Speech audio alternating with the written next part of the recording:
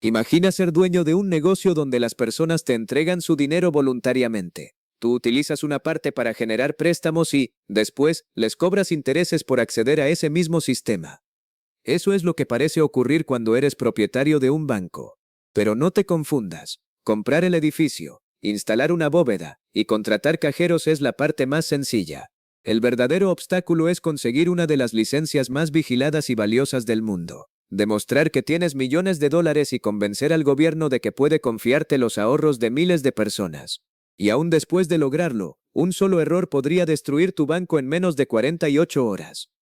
Entonces, ¿por qué algunos inversionistas están dispuestos a arriesgarlo todo para entrar en este negocio? Abrir un banco no comienza cuando recibes el primer depósito. Comienza mucho antes, cuando intentas convencer a los reguladores de que mereces controlar el dinero de miles de personas. Solo preparar el proceso puede costarte cerca de $500,000, alrededor de $200,000 en abogados y otros $300,000 en consultores, análisis financieros y estudios de mercado. Después tendrás que presentar un plan tan detallado que puede ocupar entre 800 y 1500 páginas. Allí deberás explicar de dónde proviene el capital, quién dirigirá la institución, cómo evitarás fraudes y qué ocurrirá si los clientes intentan retirar su dinero al mismo tiempo. La revisión puede prolongarse entre 18 y 24 meses, y la aprobación nunca está garantizada. Pero si superas el proceso, recibirás algo mucho más valioso que una bóveda llena de efectivo. Autorización legal para captar depósitos y convertir una parte de ese dinero en préstamos que generen intereses.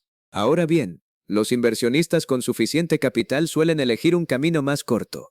En lugar de construir una institución desde cero, compran una que ya cuenta con licencia, clientes y operaciones activas. En enero de 2025, una compañía de California pagó $64,600,000 por Cornerstone Community, un banco que administraba 658 millones en activos.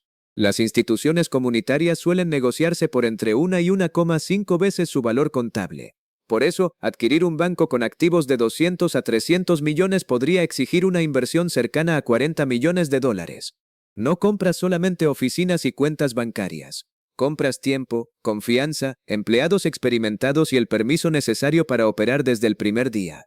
En algunos mercados europeos, la barrera de entrada es menor. Ciertas licencias especializadas pueden obtenerse con entre 5 y 10 millones de euros de capital regulatorio, lo que explica por qué numerosas empresas tecnofinancieras eligieron Europa como punto de partida. Además, existe una diferencia inesperada. Allí los asaltos bancarios son mucho menos frecuentes. El Reino Unido registra alrededor de 100 al año, mientras que Estados Unidos contabilizó 1,362 durante 2023. La cifra parece alarmante, pero el ladrón que entra armado ya no es el gran enemigo que muestran las películas. En 20 años, los robos a bancos han caído cerca de un 80%, y el botín promedio ronda apenas los $5,000. El riesgo existe, pero ya no representa una amenaza capaz de destruir por sí sola a un banco. Incluso si una sucursal es asaltada, la pérdida no la cubre la FDIC. Esa protección entra en funcionamiento cuando un banco quiebra y sirve para proteger los depósitos de los clientes. El efectivo robado se cubre mediante otro seguro obligatorio, conocido como fianza bancaria global o póliza integral bancaria. En otras palabras, el dinero puede recuperarse. Cuando un banco es asaltada, la aseguradora repone el dinero perdido y decide si intenta recuperarlo o inicia acciones contra los responsables. Por eso, los cajeros reciben una instrucción muy clara: entregar el efectivo sin resistirse. El dinero puede reemplazarse, una vida no.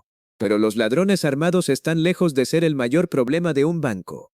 Para abrir uno desde cero necesitas cerca de $20 millones, alrededor de 2 años de trámites y una estructura capaz de soportar seguros obligatorios, auditorías, controles regulatorios y costos fijos que continuarán incluso cuando el negocio pierda dinero. Comprar una institución activa puede evitar la espera, pero podría costarte unos $40 millones. Ante semejante inversión, la pregunta es inevitable: ¿qué privilegio puede justificar todo ese riesgo? La respuesta aparece cuando entiendes lo que realmente sucede después de realizar un depósito. Si colocas $1,000 en una cuenta, el banco no guarda exactamente esos billetes dentro de una bóveda esperando tu regreso. Ese dinero pasa a formar parte de un sistema más amplio de activos, pagos, reservas, préstamos y liquidez. En marzo de 2020, la Reserva Federal redujo a cero el requisito formal de reservas para determinadas cuentas. Eso no eliminó las exigencias de capital, solvencia o liquidez, pero sí dejó claro que los bancos no funcionan guardando una copia en efectivo de cada depósito. Su verdadero poder está en el crédito. Cuando una institución aprueba una hipoteca de $200,000, no necesita retirar esa misma cantidad de una caja y entregarla físicamente. Registra el préstamo como un activo y acredita $200,000 en la cuenta del prestatario. En ese momento aparece un nuevo depósito dentro del sistema. El dinero se crea al conceder el préstamo y se reduce conforme la deuda es pagada, siempre bajo los límites de capital, riesgo y regulación. Y aquí está el privilegio que hace tan valiosa una licencia bancaria. La institución puede cobrar intereses sobre el crédito que acaba de generar. Para entender el negocio, imagina que captar $10,000 le cuesta al banco $50 al año en intereses. Después utiliza su capacidad de financiación para mantener una hipoteca equivalente que produce $700 anuales. Una vez descontado el costo de pagar al depositante, queda una diferencia de $650 antes de cubrir otros gastos y riesgos. Esa brecha entre lo que el banco gana con sus préstamos y lo que paga para financiarse se conoce como margen neto de intereses. En una institución pequeña, puede situarse aproximadamente entre el 3,5 y el 4%. El porcentaje parece modesto hasta que se aplica sobre cientos de millones de dólares. En un banco gigantesco, una pequeña diferencia entre tasas puede convertirse en decenas de miles de millones de dólares cada año. Pero el dinero no es el único activo valioso que controla una institución financiera. También conoce con enorme precisión a sus clientes, cuánto reciben, dónde compran, qué deudas mantienen y cómo se comportan con el dinero. Para muchas industrias, esa información puede ser casi tan valiosa como los propios depósitos. El problema es que una gran parte de nuestros datos también circula fuera de los bancos. Cada registro en una página, cada filtración y cada cuenta olvidada puede dejar nombres, correos, direcciones y teléfonos almacenados en bases de datos desconocidas. Así, estafadores y ladrones de identidad no necesitan buscar víctimas al azar. Pueden elegirlas utilizando información acumulada durante años. Y cuando alguien solicita crédito usando tu nombre, es posible que descubras el fraude mucho después, cuando la deuda ya existe. Ese es el problema que Incogni intenta evitar. El servicio localiza y elimina tu información personal de empresas que recopilan datos y también de páginas específicas que tú mismo puedes señalar mediante su función de eliminaciones personalizadas. Solo envías el enlace, autorizas el proceso una vez y un especialista se encarga del resto. Si tus datos vuelven a aparecer, Incogni solicita nuevamente su eliminación de forma automática. Además, puedes probar el servicio con una garantía de devolución de dinero de 30 días. Visita incogni.com/millionaire o escanea el código QR y utiliza el código Millionaire para obtener un 60% de descuento. Ahora volvamos al banco, porque los préstamos tradicionales son apenas una parte de sus ganancias. La verdadera máquina de intereses suele encontrarse dentro de la billetera de sus propios clientes. Los estadounidenses acumulan alrededor de 1,25 billones de dólares en deudas de tarjetas de crédito, con tasas promedio cercanas al 21%. Para entender la diferencia, el costo de financiación del sistema bancario puede ser varias veces menor. En otras palabras, el banco consigue dinero relativamente barato y lo presta mediante tarjetas a un precio mucho más alto. Imagina que uno de tus clientes debe $5,000 y cada mes recibe un pago mínimo de 100. La cantidad parece razonable, incluso cómoda. Pero con una tasa del 21%, casi todo ese pago puede terminar cubriendo intereses, mientras solo una pequeña parte reduce la deuda. El cliente siente que está pagando, aunque el saldo apenas se mueve. Si mantiene ese comportamiento, puede pasar cerca de una década atrapado y terminar entregando miles de dólares adicionales por encima de la compra original.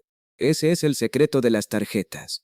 El cliente más rentable no siempre es quien tiene más dinero, sino quien conserva una deuda durante el mayor tiempo posible. Aproximadamente la mitad de los titulares estadounidenses trasladan algún saldo de un mes al siguiente. Y cuando millones de personas repiten esa conducta, unas pequeñas diferencias de interés se convierten en cifras gigantescas. Solo en 2023 se estimó que los principales emisores obtuvieron alrededor de $25,000 millones adicionales, elevando sus márgenes por encima de sus costos de financiación. Pero algunos bancos cruzaron una línea mucho más oscura. En 2010, Wachovia, entonces una de las mayores instituciones financieras de Estados Unidos, reconoció que sus controles contra el lavado de dinero habían fallado durante años. Más de 420 mil millones de dólares vinculados con casas de cambio mexicanas circularon por sus sistemas.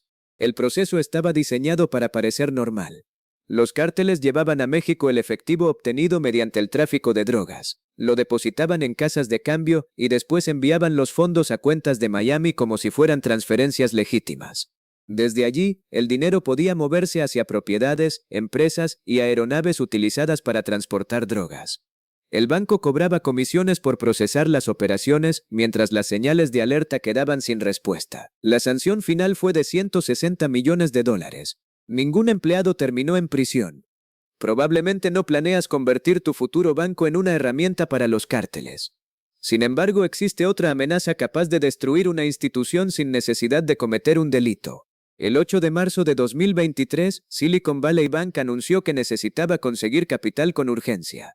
Era el 16º banco más grande de Estados Unidos y administraba alrededor de 210 mil millones de dólares en activos.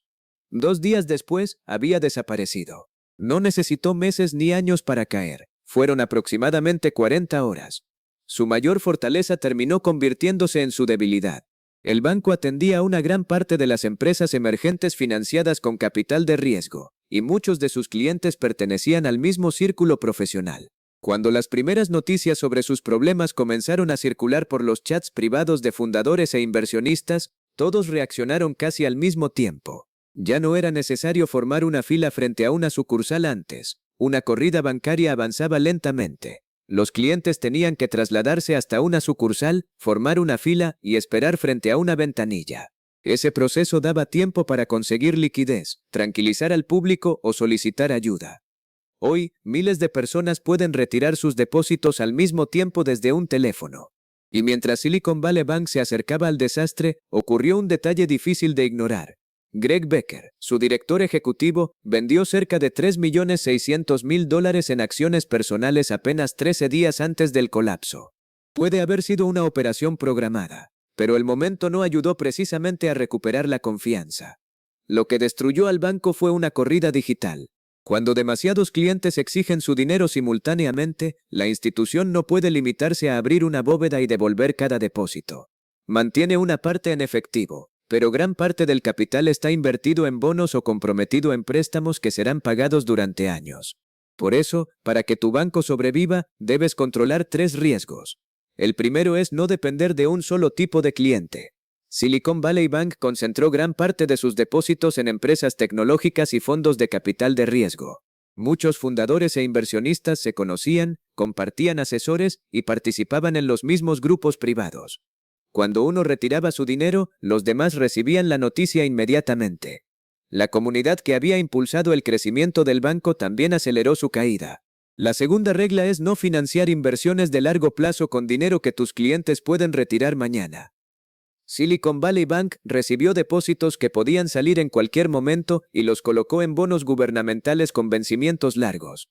Mientras las tasas se mantuvieron bajas, la estrategia parecía segura.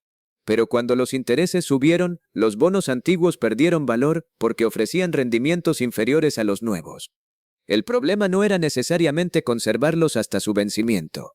El problema apareció cuando los clientes exigieron efectivo y el banco tuvo que venderlos antes de tiempo, reconociendo pérdidas enormes. La venta reveló la debilidad. La debilidad provocó miedo y el miedo multiplicó los retiros. La tercera regla es observar no solo cuánto prestas, sino qué sostiene realmente esos préstamos. Muchos bancos regionales financiaron edificios de oficinas creyendo que los alquileres seguirían pagando las hipotecas durante décadas. Después, el trabajo remoto redujo la ocupación. Numerosas empresas abandonaron sus espacios y algunos propietarios dejaron de recibir suficientes ingresos para pagar sus deudas. De pronto, los bancos descubrieron que sus préstamos estaban respaldados por edificios medio vacíos cuyo valor había caído considerablemente. Sobre el papel seguían teniendo activos. En la práctica, venderlos sin asumir pérdidas era mucho más difícil. Sin embargo, no todos los peligros provienen de los mercados o de los clientes asustados. El ladrón con una máscara y un arma es la amenaza más visible, pero la persona con acceso autorizado puede causar daños mucho mayores. Una parte importante del dinero sustraído a instituciones financieras durante la última década no salió por la puerta durante un asalto, sino mediante fraudes cometidos desde dentro. Puede ser un funcionario que aprueba una hipoteca falsa para un familiar, un cajero que retira pequeñas cantidades durante años o un especialista informático capaz de modificar sistemas que casi nadie más comprende. El mayor riesgo no siempre intenta entrar al banco. A veces ya posee una tarjeta de acceso. Todo esto revela una contradicción incómoda. Los bancos venden seguridad, pero funcionan administrando riesgos. Riesgo de crédito, de liquidez, de mercado, de fraude y sobre todo, de confianza. También existe otra verdad menos agradable. Los clientes más valiosos no siempre son quienes depositan grandes fortunas. Una persona rica que paga todo a tiempo puede producir menos ingresos que millones de trabajadores que llegan con dificultad a fin de mes. Utilizan crédito para completar sus gastos y mantienen saldos pendientes durante años. Para el banco, la deuda constante puede ser más rentable que la riqueza estable. Después de conocer los costos, los riesgos y las posibles formas de quiebra, queda por responder la pregunta que justificaba todo el recorrido. ¿Cuánto podrías ganar si consigues mantener la institución con vida? Consideremos dos caminos. El primero consiste en construir un banco comunitario. Comienzas aportando cerca de $20 millones en capital regulatorio y aproximadamente $500,000 adicional para abogados, consultores, estudios y documentación. No debes esperar ganancias inmediatas. Durante los primeros años, los depósitos y los préstamos todavía serían demasiado pequeños para cubrir la tecnología, el personal, la supervisión y todos los costos de operación. Perder dinero al principio no significaría necesariamente que el proyecto fracasó. Podría ser simplemente el precio de alcanzar una escala suficiente. Para el quinto año, una institución bien administrada podría controlar alrededor de $350 millones en activos. Con un margen neto de intereses cercano al 4%, generaría aproximadamente $14 millones anuales por la diferencia entre lo que cobra y lo que paga para financiarse. Las comisiones, tarjetas y otros servicios podrían aportar unos $2 millones adicionales. Después de cubrir salarios, oficinas, sistemas, seguros y cumplimiento regulatorio, el beneficio neto podría acercarse a $4 millones al año. Pero la ganancia anual no siempre es el premio principal. Muchos propietarios construyen un banco durante una década, fortalecen su cartera de clientes, estabilizan sus ingresos y luego lo venden a una institución regional que desea entrar en ese mercado. En ese escenario, el verdadero negocio no consiste solo en cobrar dividendos. Consiste en crear un activo escaso y regulado que otro banco esté dispuesto a comprar. Si la operación sale bien, el propietario podría recuperar varias veces el capital invertido inicialmente. El segundo camino es mucho más ambicioso. Convertir la institución en un banco regional con presencia en varios estados, cientos de sucursales y entre $20,000 y $30,000 millones en activos. A esa escala, incluso un margen pequeño puede producir resultados enormes. Los ingresos netos por intereses podrían situarse entre 700 millones y 1,000 millones al año. Después llegarían las comisiones por tarjetas, administración patrimonial, servicios empresariales, tesorería y otros productos financieros. Una vez cubiertos todos los gastos de una organización de ese tamaño, la ganancia neta podría aproximarse a $400 millones anuales. Esa es la razón por la que algunos inversionistas aceptan años de pérdidas, regulaciones constantes y el riesgo de desaparecer en 40 horas. No están comprando únicamente oficinas, empleados o bóvedas. Están comprando el derecho de colocarse entre las personas y su dinero, transformar depósitos en crédito y cobrar cada vez que ese dinero se mueve, se presta o se retrasa en volver.